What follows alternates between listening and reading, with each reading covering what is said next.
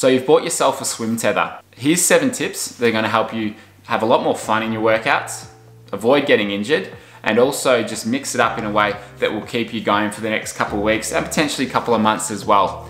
Make sure you stick around for number 7. This is probably my favorite one. It doesn't really use a tether, but it is a way that I've been mixing up the workouts, and I'm having a lot of fun doing this thing that I'm gonna recommend to you in number 7. The first thing is place it up high. If your tether is attached too low, you'll probably find that your hips and your legs are sinking, making it hard to use the tether. So number 1, place it up somewhere high, maybe the top of a fence post or something higher, to allow you to keep your legs and hips up. It makes using the tether a whole lot easier. Number 2 is you can mix it up. You don't need to swim continuously doing freestyle for 15-20 minutes on the tether.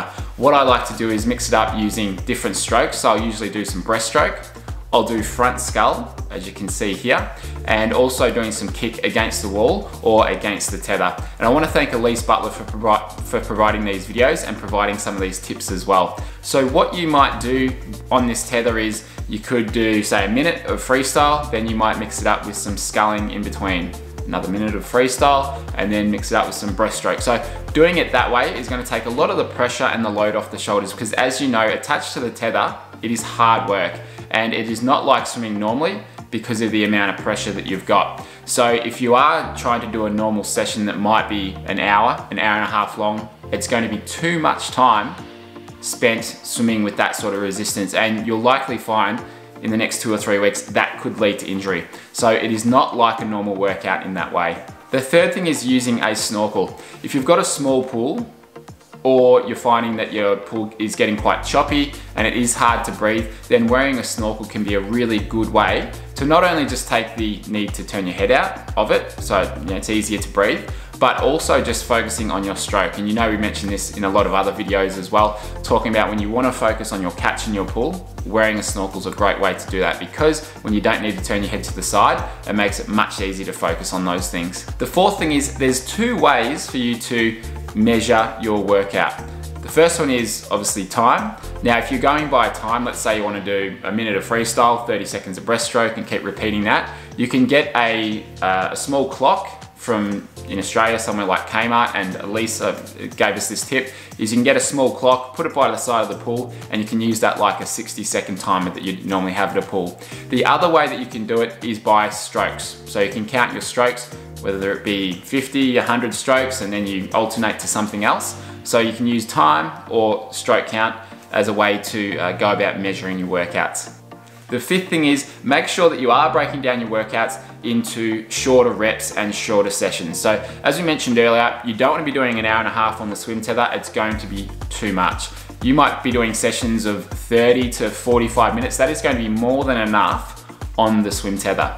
Now, what I normally do when I'm doing this is write down a session beforehand, follow that session just like you normally would if you're going to the pool, rather than just making it up on the spot. And I'm going to put a session below that Elise has sent through that she's been doing. So this is a good way to be able to have some structure to your workouts and just make sure that you follow the plan, and it makes it a lot more interesting as well.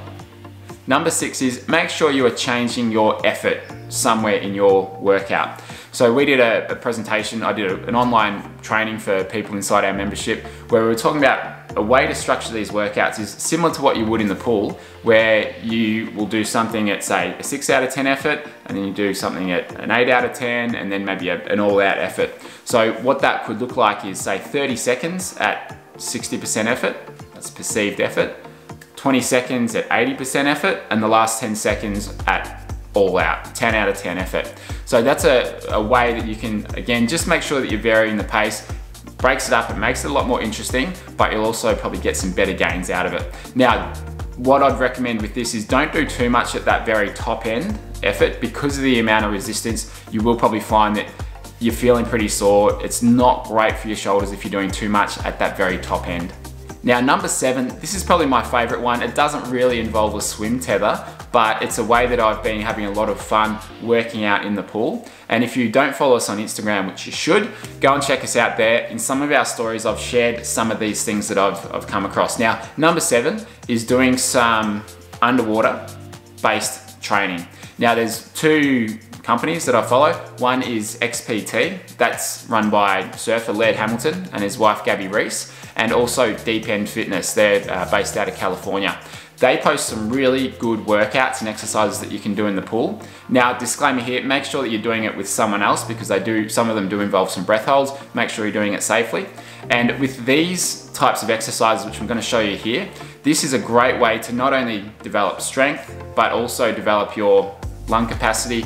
And it's also a lot of fun, and it is a really good workout. I did about half an hour to 40 minutes of some of these types of exercises the other day, and an hour later I was completely stuffed, but in a good way. And it's been a lot of fun doing these different types of exercises. So you can check those guys out. I'll put the links to their Instagram below, and they've got some really good ideas with ways that you can mix up your training. Most of them do involve some weights, so it is good to either have some kettlebells or dumbbells to be able to do these exercises with, but you might find some objects around the house that you could use as well instead of weights if you don't have them. So there's 7 ways that you can use a swim tether a lot more effectively. Let me know in the comments below if there's any other tips that you've got or things that you've found over the last couple of weeks of training with a swim tether. I hope this helps. Make sure you subscribe below, like the video, and I'll see you next week with another video. And I might start posting a few more workout videos, land-based workout videos